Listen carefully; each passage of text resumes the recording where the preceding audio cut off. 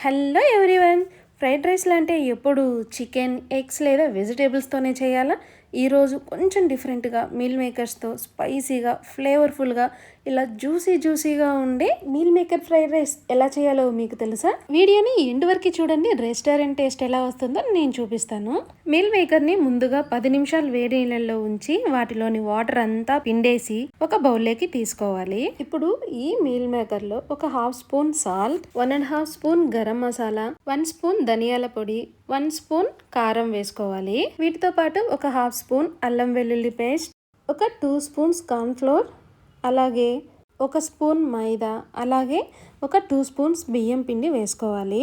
వీటితో పాటు కొంచెం ఫుడ్ కలర్ కూడా వేసుకోవాలి. ఇక్కడ ఫుడ్ కలర్ అనేది మీ ఇష్టం అండి, వేసుకుంటే వేసుకోవచ్చు, లేకుంటే స్కిప్ చేయొచ్చు. ఇప్పుడు ఇదంతా కూడా వాటర్ వేయకుండా మీల్ మేకర్కి బాగా పట్టేలాగా ఒకసారి కలుపుకోవాలి. తర్వాత వాటర్ అంతా ఒకేసారి వేయకుండా ఇలాగా కొద్దిగా చిలకరించుకుంటూ ఈ మీల్ మేకర్కి మసాలా అంతా కూడా బాగా పట్టేలాగా కలుపుకొని పక్కన పెట్టేసుకోవాలి. ఇప్పుడు స్టవ్ మీద ఒక పాన్ పెట్టేసుకొని అందులో డీప్ ఫ్రైకి సరిపడగా ఆయిల్ వేసుకోవాలి. ఈ ఆయిల్ వేడైన తర్వాత ఇలాగా మీల్ మేకర్ని ఒక్కొక్కటిగా వేసేసుకోవాలి. ఇప్పుడు వీటిని మంట స్లో ఫ్లేమ్ లో పెట్టేసి ఒక 2 నిమిషాలు వదిలేయండి. ఒక 2 నిమిషాల తర్వాత ఇలాగా చిన్నగా అంటే మెల్లగా అటు సైడ్ కి ఇటు సైడ్ కి తిప్పుతూ ఉండాలి.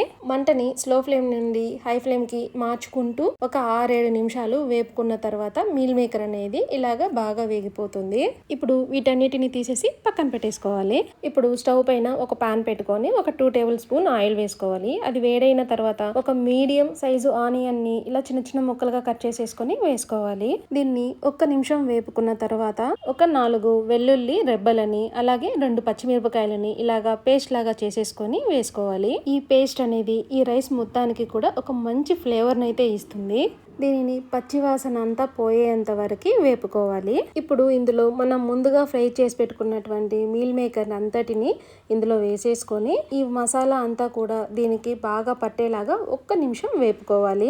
ఇవి వేగిన తర్వాత ఇప్పుడు ఇందులో 2 టేబుల్ స్పూన్ మిరియాల పొడి, 1 table spoon vinegar, 2 table spoon soya sauce వేసి మంటని హై ఫ్లేమ్ లో పెట్టేసి 1 నిమిషం బాగా టాస్ చేయాలి. ఇప్పుడు ఇందులో మనం అన్నం వంచుతాం కదా, అప్పుడే కొంచెం ఒక 2 టేబుల్ స్పూన్ గంజి తీసుకొని ఇందులో వేసి బాగా టాస్ చేయాలి. ఇలా చేయడం వల్ల మీల్ మేకర్ అనేది చాలా సాఫ్ట్ గా ఉంటుంది, తినేటప్పుడు కూడా చాలా బాగుంటుంది. ఇప్పుడు ఇందులో మనం ముందుగా ఉడికించి పెట్టుకున్నాం కదా ఆ రైస్ ని వేసుకొని అలాగే కొద్దిగా కొత్తిమీర, అలాగే 2 టేబుల్ స్పూన్ చిల్లీ ఆయిల్ వేసుకోవాలి. మీ టేస్ట్ కు తగ్గ సాల్ట్ ని కూడా ఇక్కడే అడ్జస్ట్ చేసేసుకోండి.